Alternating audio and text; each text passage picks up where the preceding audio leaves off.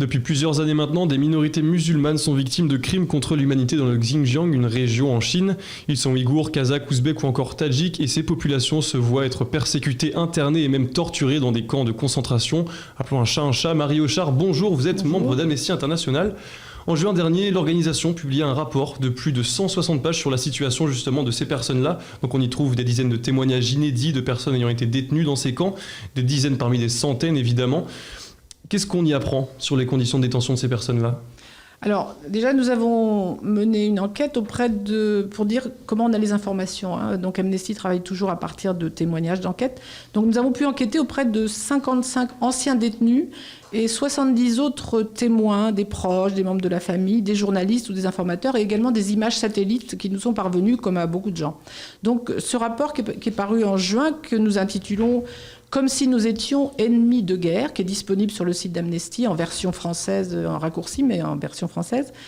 Donc, la phrase « Comme si nous étions ennemis de guerre », c'est une phrase prononcée par un des anciens détenus et qui ont réussi, enfin, qui courageusement ont bravé toute la répression, la surveillance également qu'exercent les autorités chinoises, même une fois qu'ils sont libérés de ce camp.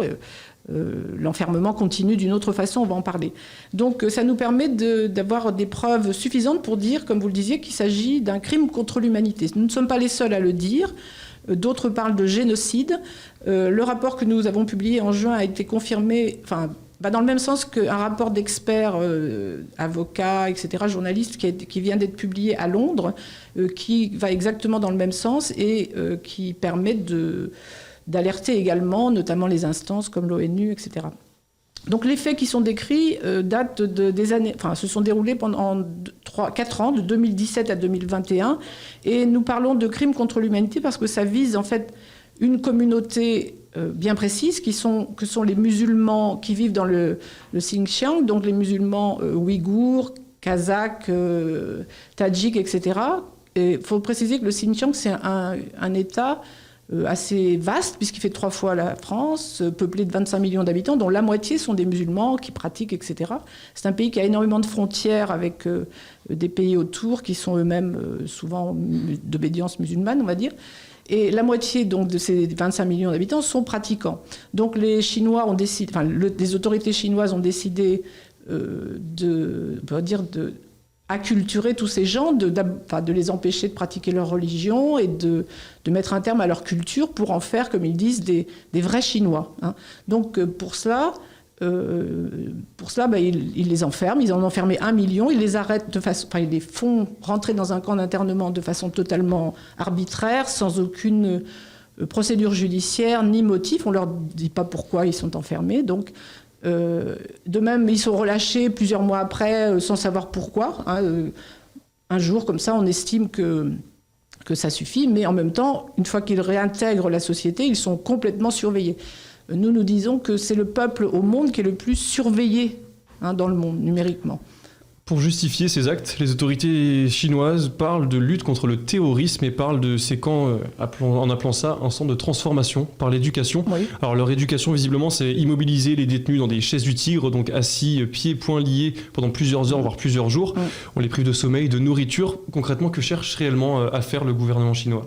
Les empêcher de pratiquer leur religion, de garder leur culture qui est faite de vêtements traditionnels, de rituels, de danse, j'imagine, de chants, etc. Donc à en faire, comme ils disent, des vrais Han, les Han étant la majorité musulmane, dominante en Chine. Donc faire en sorte qu'ils détestent leur religion et qu'ils adorent, qu'ils rendent grâce, on peut dire, aux dirigeants du Parti communiste chinois. C'est tout à fait explicite, puisqu'on arrête les gens sur le fait qu'ils aient un tapis de prière chez eux, le Coran, des signes religieux, etc. Et qu'on veut à tout prix les empêcher de parler leur langue, et qu'on les oblige à suivre des cours de mandarin, etc., même après, une fois qu'ils sont sortis du camp. Bon, sans parler de ce que vous disiez, c'est-à-dire toute la répression, les tortures, les mauvais traitements, le manque d'hygiène. Cette répression, justement, cette persécution, il n'y a pas que dans les camps, malheureusement, qu'elle règne. Les autorités vont jusqu'à faire irruption chez des personnes pour confisquer des objets religieux, même des photos, et les remplacer par exemple, des drapeaux chinois.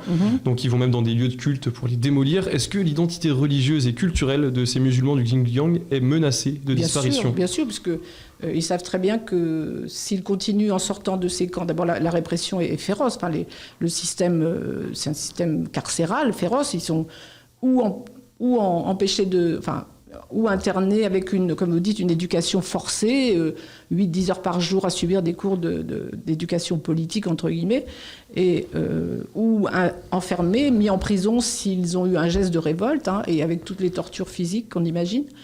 Mais c'est sûr que quand ils sortent, sans savoir pour quelles raisons on les sort, mais comme ça, quand ils se retrouvent dans la vie de tous les jours, déjà ils sont victimes d'une sorte d'apartheid, ils le disent, et même les 12 millions d'habitants qui ne sont pas musulmans dans cette province en témoignent. On a des témoignages dans le rapport qu'il y a une discrimination, par exemple des contrôles d'identité qui sont systématiques pour ceux qui sont musulmans, donc, ou qui étaient musulmans avant. Et les Han passent librement des contrôles sans problème, etc. C'est sans arrêt, comme une forme, on parle d'apartheid ou de discrimination au quotidien. Donc il y a une surveillance énorme une fois qu'ils réintègrent la vie dans leur village. Donc ces gens, ils n'ont plus le droit de circuler, ils n'ont pas le droit d'aller à l'étranger, etc. Souvent, ils ont de la famille à l'étranger, ils ne peuvent pas les rejoindre. Ils sont toujours obligés de suivre des cours de mandarin, etc. Donc évaluer régulièrement, c'est comme ce qui se passait pendant la révolution culturelle, c'est une autocritique, ils sont obligés de faire leur autocritique devant le village, et donc c'est bien évident que pratiquer leur religion est devenu impossible, parce que c'est l'objet d'une répression, y compris dans la vie de tous les jours. Eh bien, le gouvernement chinois va même jusqu'à imposer la contraception aux Ouïghours pour réduire leur taux de naissance, donc des mesures à l'encontre complètement des droits de l'homme, comme ceux qu'on a pu évoquer précédemment, il y en a des dizaines comme ça. Est-ce que cette question est assez médiatisée, ou du moins assez prise en compte par des organisations internationales comme l'ONU, par exemple ? Non, bien sûr, parce que pour l'instant, d'abord, l'ONU est empêchée d'aller enquêter sur le terrain. C'est vrai, Michelle Bachelet, qui est donc la secrétaire déléguée aux droits humains, aux droits de l'homme, disons, à l'ONU, n'a pas pu, pour l'instant, elle demande à pouvoir aller faire un travail d'enquête, elle n'a pas pu, mais nous demandons que l'ONU crée un mécanisme chargé d'enquêter. Il n'y a pas, pour l'instant, d'enquête officielle mandatée par l'ONU. Donc nous demandons à toutes les instances de l'ONU d'agir et d'essayer de faire quelque chose, au moins pour faire un travail d'enquête sérieux. Bien sûr, les autorités chinoises vont le refuser, mais il faudrait au moins que ça existe. Alors, ce qu'on peut dire, si on a encore quelques instants... Bien sûr, on a du temps. C'est que le rapport que nous avons publié que nous avions accompagné d'ailleurs d'un travail de pétition à l'époque, en juin, aux autorités chinoises. Donc on peut dire, il est conforté par la position, par exemple, d'une petite dizaine de pays dans le monde qui accusent la Chine de génocide par rapport à ça. Et c'est ce qui a conduit, par exemple, les États-Unis, qui disent qu'il y a génocide, qui les amène à boycotter les JO au niveau des instances officielles. Pas les sportifs, mais il n'y aura pas de représentation officielle. C'est le cas également donc, d'un certain nombre de pays, notamment des pays européens, mais c'est la Belgique, la Tchécoslovaquie, la Lituanie, le Canada, etc. Pour l'instant, la France n'est pas dans ce groupe de gens qui parlent de génocide. Il en est question, il faudra suivre ce qui se passe au Parlement, puisqu'il y a très bientôt, notamment, il paraît qu'il va y avoir un vote au Parlement sur une motion présentée par une 50aine de députés pour que la France reconnaisse qu'il y a génocide. Mais c'est un peu frileux de ce côté-là, on ne sait pas encore.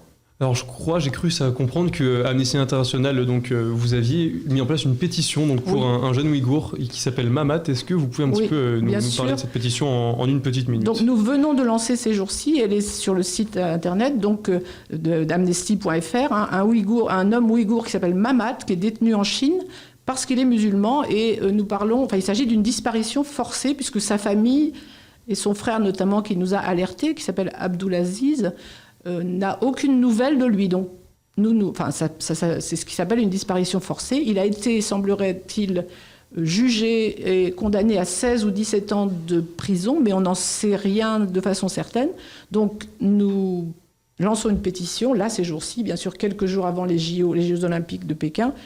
Ça a forcément un lien pour demander que la famille ait des nouvelles, puisqu'il n'y a rien de plus terrible pour une famille que de ne pas avoir de nouvelles d'un proche, quoi. Donc voilà. Et en tout cas, cette pétition, et comme le rapport que vous avez publié, est disponible sur le site internet d'Amnesty International. Merci beaucoup d'avoir été avec nous, Marie Hochard. Donc, je rappelle que vous êtes membre d'Amnesty International, et cette émission est disponible comme d'habitude sur nos réseaux sociaux, notre application, notre chaîne YouTube et notre site internet Radio Sensation.